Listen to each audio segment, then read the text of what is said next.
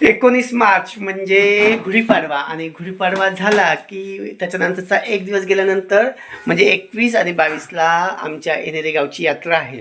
आणि तुम्हाला कल्पनाच आहे की आपली ही नंदनवनातली जी मुलं आहेत ही माझ्या राहत्या घरीच राहतात.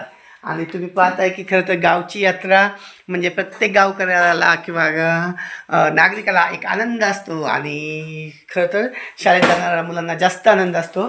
तर हे पहा, आता आमची ही मुलं मस्त आमच्या या नंदनवनची साफसफाई करतायत, आहे की नाही? तू काय करतो बाळा? हां, खुर्च्या आणतो ना, चला खुर्च्या मी ते वरचं काढून घेतो. तू काय करतो रे? काय करतोय?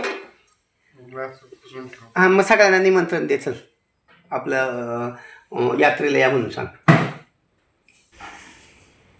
किती तारखेला 21 आणि 22. नमस्ते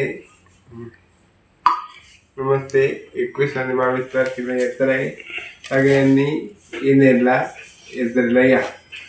तर आमचा जयेश आता मस्त ही सगळी भांडी पुसून ठेवतोय. तिकडे किचनमध्ये रोहिणीताईंची साफसफाई सुरू आहे आणि मी देखील आता हे सगळं वरचं सामान काढून घेतोय. त्याच्यासाठी आमचा प्रमोद आणि तुझं नाव काय सांग नाव?